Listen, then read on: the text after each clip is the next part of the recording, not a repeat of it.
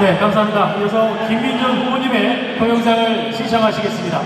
국민의 뜻을 전하는 최고의 힘, 국민의힘 김민준 최고위원 후보입니다. 거짓 선동에는 팩트와 논리로 강단히 맞서겠습니다. 지도부는 당원과 국민의 뜻을 제대로 반영해야만 합니다. 국민의힘을 키우는 함께 크는 정치를 해나가겠습니다. 국민을 위한 국민의힘이 되어야 합니다. 당원과 국민의 뜻을 제대로 받드는 국민의힘을 보여드리겠습니다. 국민의 뜻을 전하는 최고의 힘, 김민준 최고위원 후보님을 모시겠습니다. 큰 박수로 맞아주시기 바라겠습니다.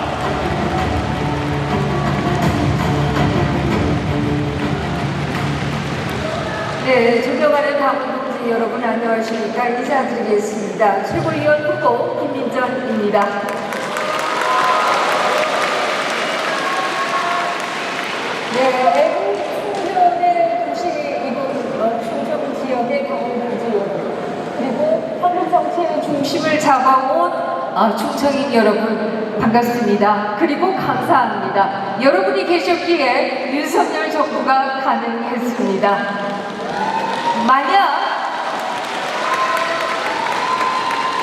만약 윤석열 정부가 출범하지 못했다라고 하면 과연 지금 무슨 일이 있었을까? 아마 민주당 정권은 한반도 평화협정을 하겠다, 종전협정을 하겠다라고 나설 겁니다.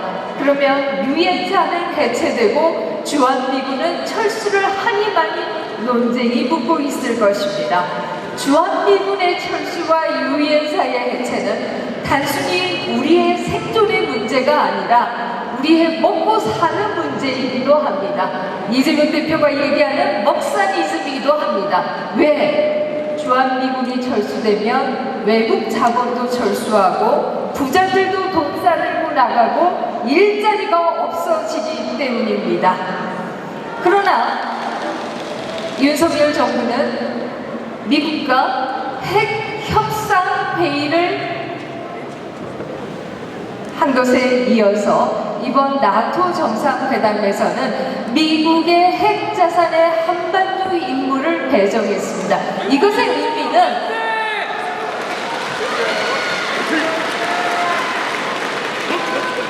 의미는 미국의 핵 자산의 한반도 상시 배치의 의미를 가지고 있는 것입니다.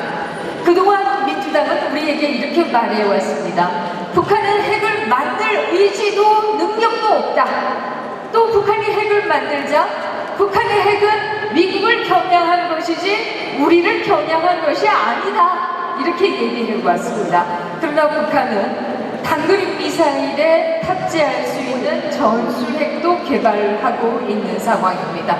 이렇다고 하면 민주당 해체해야 정상 아니겠습니까?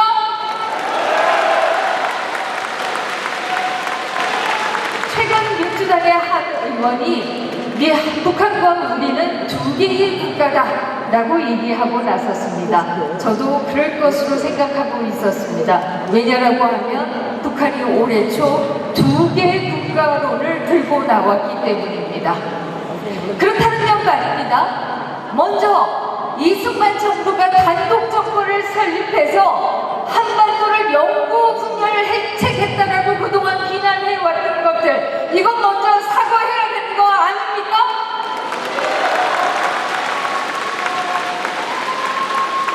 동북이 북한과 마찬가지로 이민족 이개 국가 주장을 해왔지만 그러나 서독은 끈질기게 특수관계 원칙을 유지해왔습니다.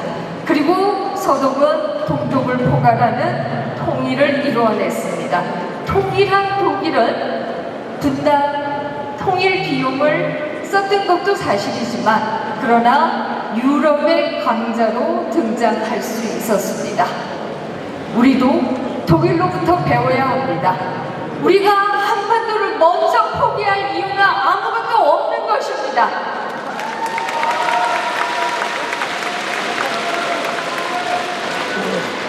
이 모든 것이 여러분께서 윤석열 정부를 선택해 주셨기